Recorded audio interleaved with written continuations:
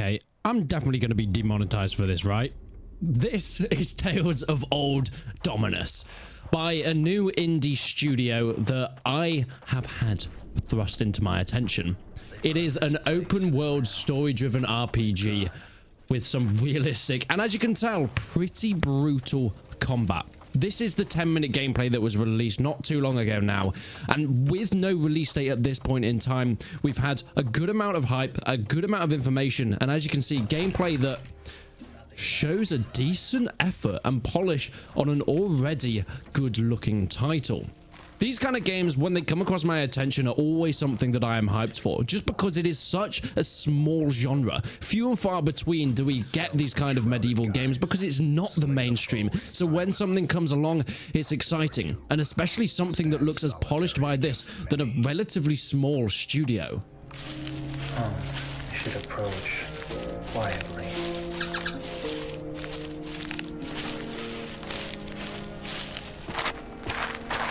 Stay here, Ron. Wait for us, Ron. I gotta wait. Every time I gotta wait.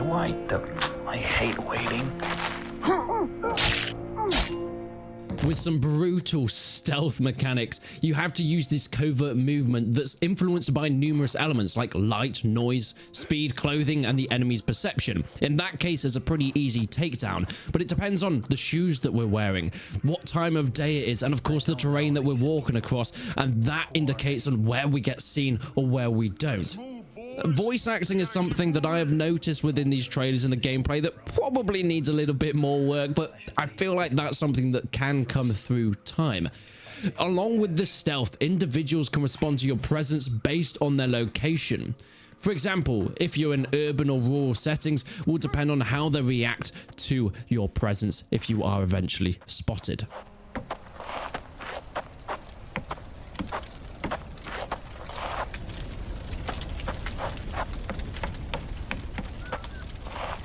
Well, we got some company. Hey, you! You're not one of us. You're one of those fucking rebels. Come here. I'm gonna kill you. And this is where we get our first chance to look at the combat. It is very much just a block and attack based with some dodging and stealth in there, but with some of the bloody gore, it feels incredibly satisfying. Okay, it still needs a bit of work, but those ragdoll physics make this, well,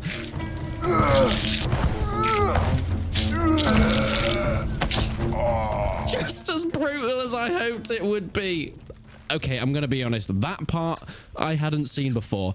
What in the boys is going on? Okay, bits of gameplay aside, let's talk a little bit about the plot of this thing. The introduction of Prima Nocta, rights by the kingdom's lower ability, sparked the catalyst for brutal civil war that unraveled in the Battle of the Brides. In this conflict, the destitute rallied alongside just nobles and free men, only to suffer defeat, leaving the kingdom in ruins. Few men survived to return to their homes, and you are one of them. You find your village ransacked by vengeful, marauding soldiers. This also happens in other settlements, where the ringleaders wreak havoc among the defenseless villagers, intensifying the turmoil of resentment and betrayal in the kingdom. Faced with multiple choices, the pursuit of revenge and quest to uncover the perpetrators emerge as the driving force behind the impending war. Okay, what you might first of all recognize is that sounds very much like the plot of, well, One Kingdom Come Deliverance, a game that released in 2018 that was going for this open world RPG set in a medieval genre. And don't get me wrong, there are a lot of similarities. You can definitely tell in all honesty that Dominus is made by a smaller team. As far as I know, I think this is these guys' first game. That's not to say that it's lacking features as well. We've already seen the stealth, we've seen the combat as well, but it goes a little bit further than there when it comes to building and crafting. You have the capability to craft a load of different items. In this case, as you can see, making a small settlement, making a campfire and a bed to find our home. There are resources that you can collect in order to make such things, placing down the bed in order to find somewhere to stay. Furniture, bolts, weapons, arrows, swords, and of course the construction components for all of these buildings.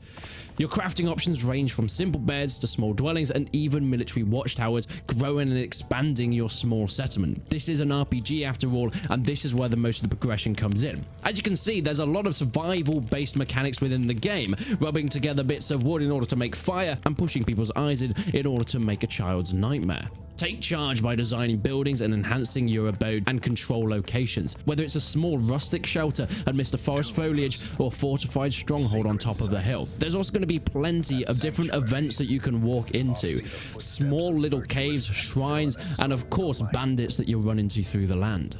Furthermore, there is a horse riding system in there. Don't get me wrong, it's no Kingdom Come Deliverance. It looks kind of janky as hell, but hey, if you need to travel through the lands, this is probably going to be your best way. Whilst this is linear, they are trying to push it towards more of an open world as well, and the plot will follow that. I think it's probably going to be a bit more stripped back and pulled back from a Kingdom Come Deliverance, but as the developers are trying to do, relating it to a game like that as their inspiration is a fantastic idea, because my god, these environments are dark, gritty, and brutal. It's not just going to be melee combat from what we've seen so far. There will be long-range weapons like bows and crossbows, which are accessible to anyone. There are specific skills that alter the gameplay based on the class you're developing.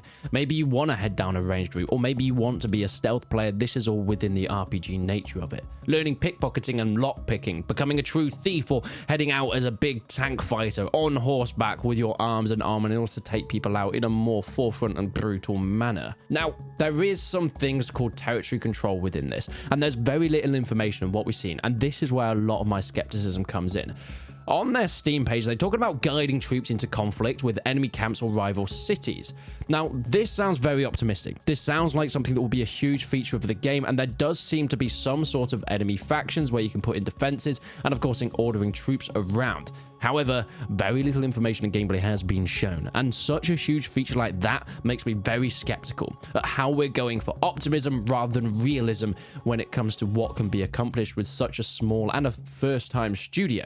Control over points of interest that can be acquired through lawful or forceful means, whether that's, taking out bandit camps or purchasing things like logging camp rights to expand as a merchant, whether you want to be a brutal person that takes your taxes through force or selling and producing resources for other people within the game. Once in control, locations generate profits based on their nature, be it mercenary activities, criminal enterprises, or once again, being more of a quiet life merchant. You can take out bandits that will try and control your locations because they can be attacked by enemies, and you can lose control of said places. So defending them through this combat system is paramount within the game.